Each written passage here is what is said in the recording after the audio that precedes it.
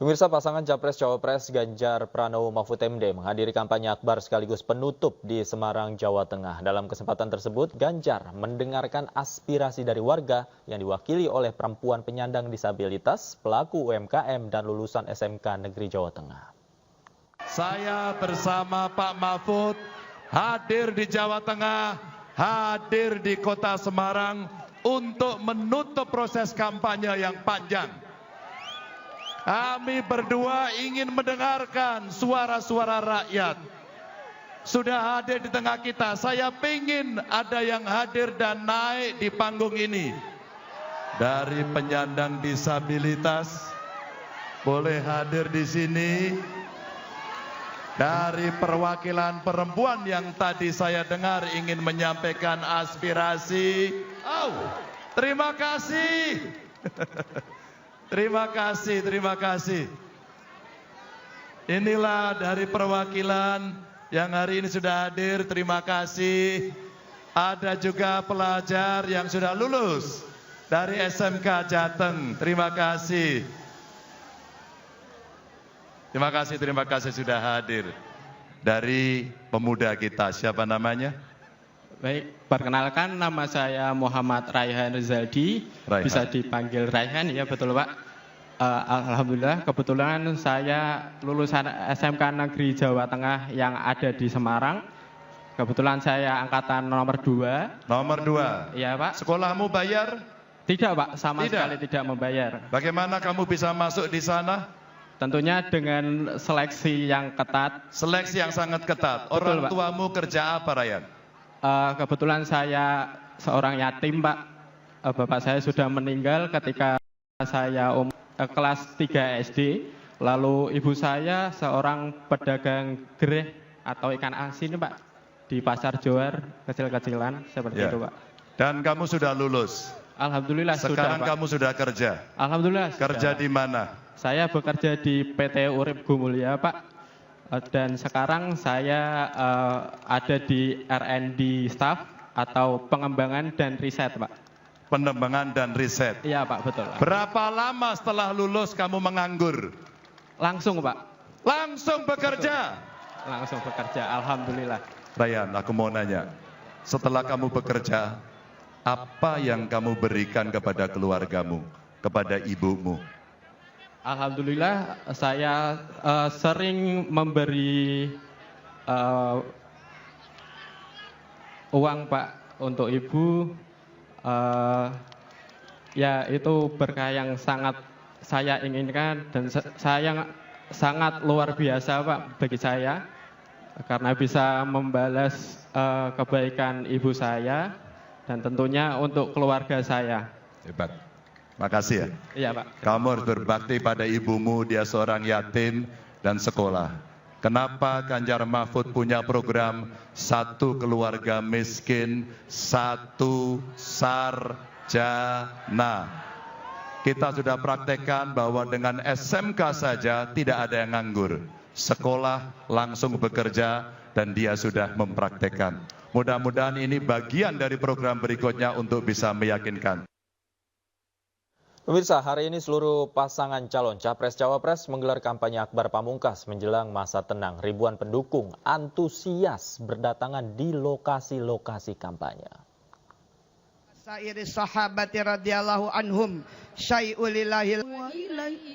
Hari ini seluruh paslon Capres-Cawapres menggelar kampanye akbar menjelang masa tenang. Pasangan calon nomor urut 1, Anies Baswedan dan Muhaimin Iskandar, menggelar kampanye pamungkasnya di Jakarta International Stadium atau JIS Jakarta. Relawan-relawan Amin terlihat memenuhi seisi kawasan JIS dan memberikan dukungan kepada Anies Baswedan, Muhaimin Iskandar.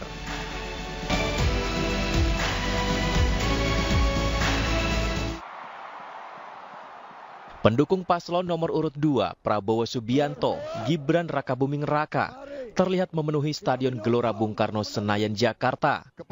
Dalam kampanye terakhir Prabowo Gibran yang digelar di Stadion GBK ini, juga dimeriahkan dengan hiburan sejumlah artis dan penyanyi. Sampai di tribun,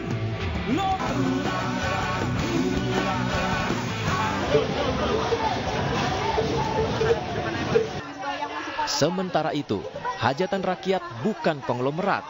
Menjadi semangat dalam kampanye akbar terakhir, pasangan calon presiden dan wakil presiden nomor urut 3, Ganjar Pranowo dan Mahfud MD, yang digelar di Solo dan Semarang, Jawa Tengah. Kampanye diawali dengan kirap budaya dari Jalan Ngarsopuro, melintasi Jalan Slamet Riyadi menuju Banteng Vastenburg.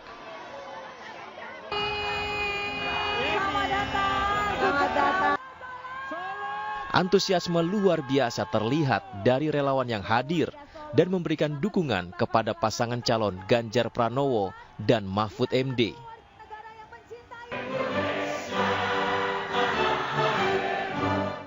Partai Nasdem. Kampanye akbar 3 capres baik Anies Baswedan, Prabowo Subianto, dan Ganjar Pranowo saling memperlihatkan masa pendukung yang begitu banyak berdatangan. Lantas, siapa pilihan kita? Tim Liputan iNews melaporkan. Kampanye pamungkas pamer massa, lantas siapa yang menjadi pilihan kita? Untuk membahas lengkapnya, kami sudah bersama dengan juru bicara TPN Ganjar Mahfud, Mas Aris Setiawan Yodi, juru bicara Timnas Amin, Billy David, dan nanti juga kita akan terhubung dengan pakar komunikasi politik Mas Adi Praitno. Saya langsung sapa yang sudah bergabung. Bang Billy, selamat sore. Mas Aris, selamat sore. Selamat sore, Selamat sore. Selamat sore, Mas Davi, Mas Aris.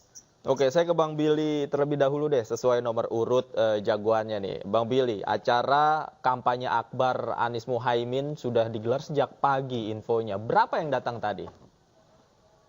Baik, kapasitas JIS sendiri tadi terpenuhi 82.000 seat orang yang duduk, kemudian 10.000 yang di lapangan. Tapi ketika tadi pagi yang kita temui di lapangan, karena yang tidak boleh bawa tiket pun boleh masuk, maka kita prediksi di dalam JIS sendiri bisa sampai 120.000.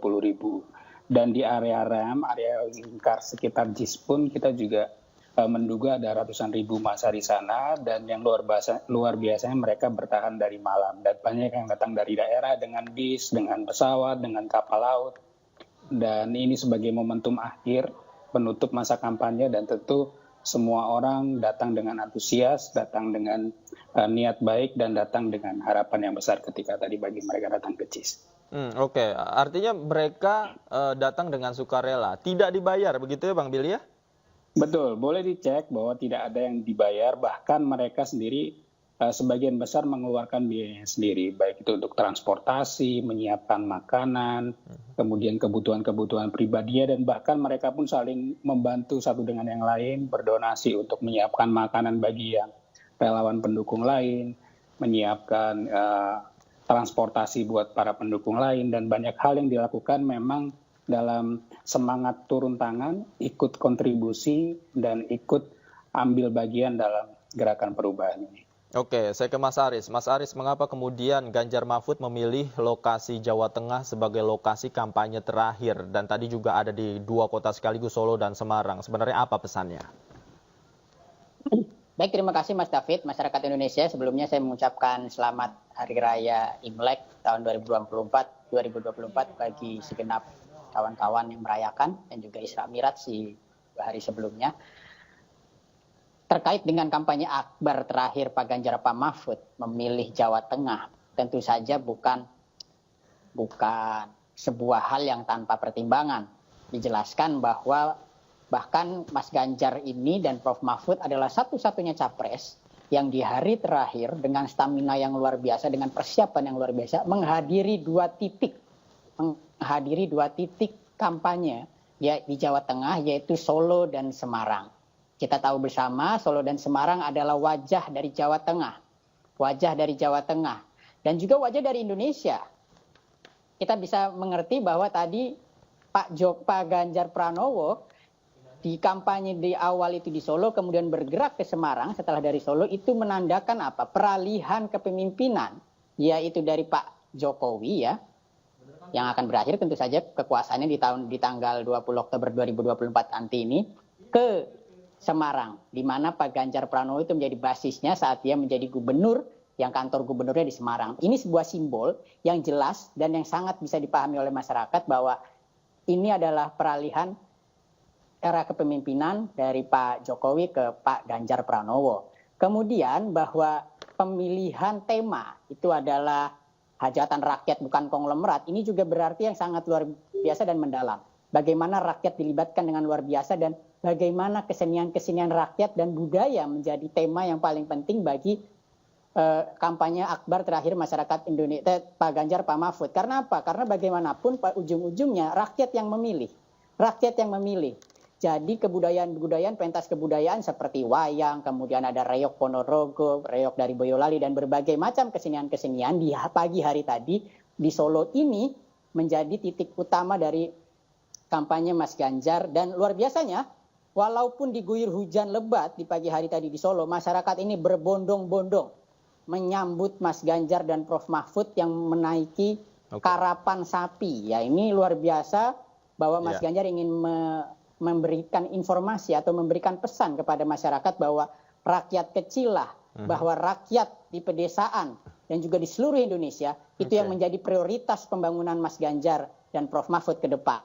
Kemudian juga di Semarang tadi kita lihat bahwa ada ibu-ibu penyandang disabilitas, perempuan minoritas, ini yang diajak berbicara dan berdialog di depan ratusan ribuan massa yang hadir. Ini artinya apa? Mas Ganjar selalu memberikan tempat inklusi, tidak ada yang kepada masyarakat minoritas. Sehingga program-program yang ada, misalnya satu keluarga miskin, satu sarjana, penciptaan 17 juta lapangan pekerjaan, kemudian KTP Sakti yang merangkum semua bantuan sosial yang ada nantinya, ini dapat dirasakan oleh masyarakat. Ini sebenarnya pesannya. Jadi Mas Ganjar tidak ingin kampanye akhirnya hanya dipenuhi oleh konser-konser belaka, apalagi hal-hal yang tidak penting, melainkan ingin melibatkan rakyat. Rakyat yang jadi prioritas utama. Oke, baik. Sudah bergabung juga ternyata bersama kita Mas Adi Praitno. Saya langsung ke Mas Adi. Mas Adi, kampanye akbar yang dilaksanakan masing-masing paslon kita lihat dipenuhi massa begitu di masing-masing lokasi. Apakah ini akan menjadi seremonial pamer massa semata atau cukup signifikan mempengaruhi pilihan rakyat nanti tanggal 14? Saya kira memang secara prinsip soal kampanye akbar terakhir seperti yang dilakukan hari ini, setiap paslon itu kan ingin menunjukkan kepada publik sejauh mana mesin politik, jaringan politik, dan kekuatan politik yang mereka persiapkan menghadapi hari pencoblosan 14 Februari yang saya kira tinggal tersisa dalam hitungan hari, Mas. Jadi wajar sebenarnya secara psikologi politik ini ingin memberikan pesan bahwa paslon tertentu, ya kubu Amin, kemudian Prabowo, dan kubu Ganjar Mahfud, adalah sosok dan capres yang dinilai punya mesin dan jejaring politik yang jauh lebih unggul dibandingkan yang lain. Karena sebenarnya kalau mau jujur ya, menghadirkan ribuan orang dalam satu titik kumpul masa akbar itu bukan perkara gampang. Tapi butuh resource, butuh kemampuan, dan tentu saja butuh kekuatan politik sebenarnya supaya mereka ini mau hadir dalam satu titik kumpul ya. Oleh karena itu betul memang tak bisa dibantah bahwa ini adalah ajang konsolidasi, ajang pamer kekuatan politik kepada publik ya.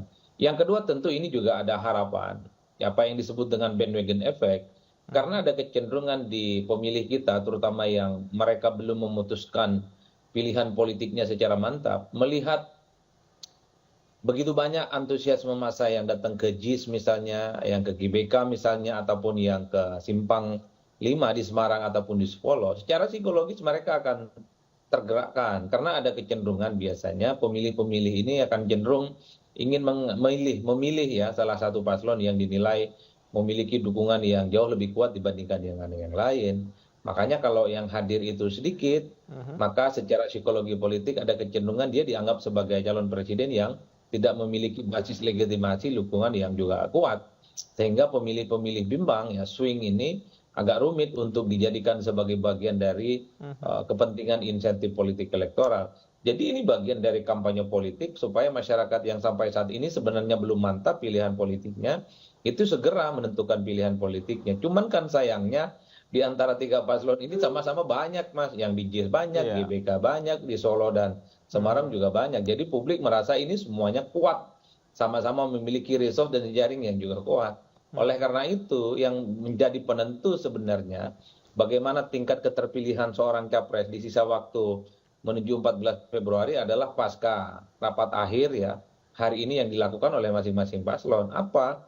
Tentu semakin menambah daya juang dan semangat konsolidasi politik mereka Karena 3 hari ini mulai besok tentu saja sudah memasuki hari tenang yang menurut saya akan mencari hari yang tidak tenang.